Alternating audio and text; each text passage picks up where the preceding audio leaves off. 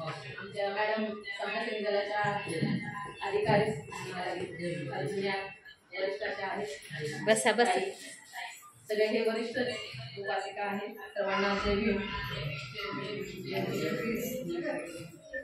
शारदाताईंनी जो उपस्थित दिनाचा संकल्प प्रत्येक शहरात जाऊन सांगावा आणि आचरण केण्यासाठी जास्तीत जास्त प्रयत्न व्हावा यासाठी हा जो संकल्प केलेला आहे त्याला प्रथमतः या त्यांच्या संकल्पाला संकल्पाला शुभेच्छा, अभिनंदन ताई. हे 6वं विहार आपण घरी आनंद बुद्ध विहार या ठिकाणी संपन्न करत आहोत. आपली आपण रोज वंदना पूजा पाठ ही आपली पौर्णिमेच्या निमित्ताने पण असते, परंतु अमावस्या आणि शुक्ल अष्टमी आणि अष्टमी या 3 दिवशी मात्र होत नाही. परंतु उपवास दिन साजरा करणे किंवा पाळणे हे भगवान बुद्ध आणि त्यांचा धर्म या ग्रंथातील भिक्षूंचा धम्म आणि उपासकांचा धर्म यामध्ये उपासकांचा धम्म यामध्ये उपासकाने अष्टशील पालन हे कसे करावे, कोणत्या दिवशी करावे हे भगवान बुद्धांनी म्हणजे बाबासाहेब आंबेडकरांनी या ग्रंथामध्ये लिहिलेलं आहे.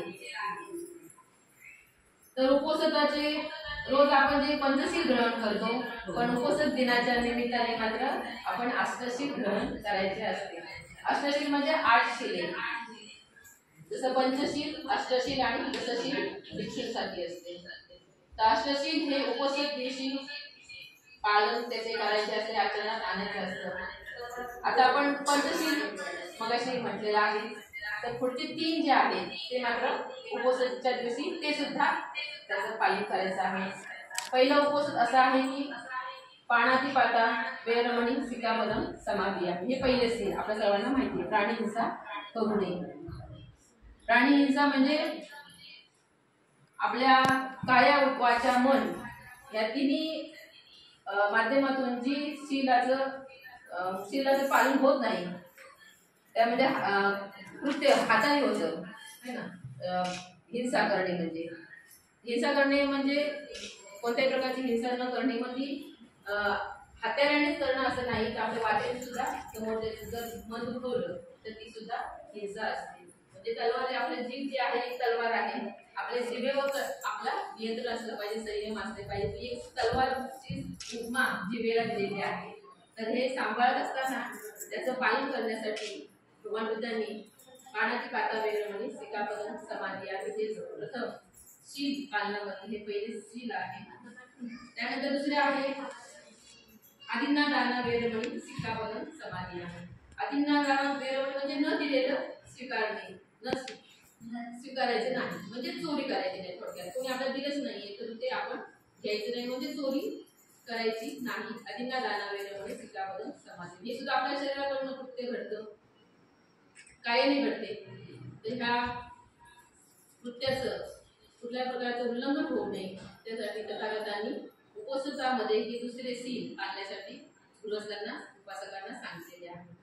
तिसरे आहे कामेशुभेच्या चारा वेरमणी सिक्खापदम समाधी किंवा अब्रह्मचर्या वेरमणी सिक्खापदम समाधी म्हणजे मी ब्रह्मचर्याचं पालन करेन किंवा कोणत्याही प्रकारचे काम वासनाचे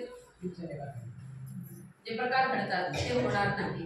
म्हणजे मोठे असेल कोणी भाऊ पुरुष तर ते वडिलांप्रमाणे आहे, समान वयस्कर असतील तर भावाप्रमाणे आहे, लहान असतील तर आपल्या मुलाप्रमाणे आहे. त्याचप्रमाणे जी महिला मोठी असेल आपल्यापेक्षा तर ती आईप्रमाणे आहे, समवयस्क असेल तर ती बहिणीप्रमाणे आहे आणि छोटी असेल तर मुलीप्रमाणे आहे. ही जर भावना प्रत्येक व्यक्तीने ठेवली तर कोणत्याही प्रकारचं कृत्य जे आता समाजामध्ये सतत होत आहे ते होणार नाही. त्यासाठी तथागतांनी हे शील अब्रह्मचर्या वेरमणी सिक्खापदम समाधी हे दिलेलं आहे. आणि चौथे आहे मुसावादा वेरमणी सिक्खापदम समाधी म्हणजे खोटे बोलू नये, चाडीचुगली करू नये, म्हणजे वायफळ चर्चा करू नये म्हणजे उगाच बिनकामाची चर्चा करणे हे सुद्धा मुसावादामध्येच येतं. असं नाही की खोटंच बोललं पाहिजे, तर उगाच बडबड व्यर्थ बडबड करू नये हे सुद्धा मुसावादा वेरमणी या शीलाचं पालन 4 चौदशील तथागतांनी उपवास दिनाच्या दिवशी पालन करण्यासाठी सांगितलेले आहे. त्यानंतर आहे 5वे सुरामेरय पंचकमाचा ठाणा वेरमणी सिक्खापदम समाधी आहे. सुरा म्हणजे मद्य की जे व्यसन आहे, त्या व्यसनाने काय होतं, माणसाची बुद्धी भ्रष्ट होते. बुद्धी भ्रष्ट झाली की त्याच्याकडनं नको ते कृत्य घडते. कुटुंबाला त्याचा त्रास होतो, समाजाला त्याचा त्रास होतो आणि देशाला सुद्धा त्याचा त्रास होतो. मग अशा मद्यप्राशन केल्यामुळे जी सामाजिक व्यवस्था आहे ती बिघडणार नाही, कौटुंबिक व्यवस्था बिघडणार नाही. त्यासाठी तथागतांनी हे 5वं शील म्हणजे व्यसन करू नये. मग त्यामध्ये तंबाखू आली, बिडी आली, सिगारेट आली, हे सुद्धा त्यामध्येच येते की तुला मेरे म्हणजे समाधी खाना वेळ सिक्कापदम समाधी. हे 5 शील झाले. हे रोज आपल्या 2 पाठ असतात, करून पुढचे 3 जे आहेत ते आपल्याला माहिती आहे, परंतु पाठ करणे आणि त्यात आचरण करणे हे ज्याच्या त्या व्यक्तीवर अवलंबून आहे. त्यांनी कितपत करावं, त्यांनी त्याचं स्वतःचं ठरवावं. केलं नाही, किती जास्त केलं, जास्त फायदा होईल किंवा कमी होईल, असं ज्याच्या त्याच्या मर्जीवर त्यांनी सांभाळण्याचं आहे. त्याचं 6वं शील जे आहे ते म्हणजे विकाला भोजना वेरवणे सिक्कापदम समाधी आहे. म्हणजे या उपसदिनी अवेळी न जेवणे, म्हणजे 12च्या आत भोजन करणे. पूर्वीच्या काळी भगवान बुद्धांनी हे सर्व भिक्षूंसाठी अष्टशील होते. अवेळी न जेवणे म्हणजे 12च्या आत. ते एक वेळ आपले भोजन भिक्षाटन करायचे आणि एका वेळेस दिवसातून एकदाच ते भोजन करत असत. तर उपासकांनी सुद्धा एक वेळी भोजन करणे, संध्याकाळच्या वेळेस अल्पोपहार म्हणजे फळ किंवा पेय, दूध किंवा ज्यूस वगैरे असं केलं. पण जर कोणी आजारी असेल, कोणा त्रास सहन होत नसेल भूक, तर त्यांनी एक वेळ ते घेतलं तरी चालतं. भगवान बुद्धांचा मार्ग हा मध्यम मार्ग आहे. ताणायचं नाही आपल्याला, आपल्या शरीराला कोणत्याही प्रकारचं ताण द्यायचं नाही. म्हणजे हे शील आहे ते मला ते पाळलंच पाहिजे. मग त्यासाठी मी काहीही करेन, मी खाली पडले तरी चालेल पण मी उपाशी राहणार, असं करायचं नाही. आपल्या शरीराला जेवढं पाहिजे ते माणसांनी घ्यायचं झालं. याचा अर्थ असं नाही सांगितले म्हणून मग मी घेणार, काय हरकत नाही घ्यायला, असंही नाहीये. त्या व्यक्तीने ते ठरवायचंय त्याला घ्यायचं की नाही. आणि भोजन संध्याकाळच्या तर विकायला भोजना वेळेपणी म्हणजे एक वेळेस भोजन करणे हे शील तथागतांनी उपासकांना दिलेले आहे. 6वे शील. 7वं आहे उचासेन महासेना वेळेपणी सिक्कापदम समाधी. उचासेन म्हणजे उंच आसनावर बसणार नाही किंवा झोपणार नाही, जे आपलं पलंग आहे. तर त्यावेळेस कसं या उपवास दिनाच्या दिवशी खाली चटई अंथरून त्याच्यावर सतरंजी म्हणजे खाली आपण झोपायचं आहे. तो एक प्रकारचा खरं तर शरीरासाठी व्यायामच आहे. जे आपण पलंगावर गादीवर झोपतो ते अयोग्य खरी आहे पद्धत. तर ही खाली झोपणे म्हणजे उंच आसनावर न झोपणे हे शील 7वे तथागतांनी दिलेले आहे.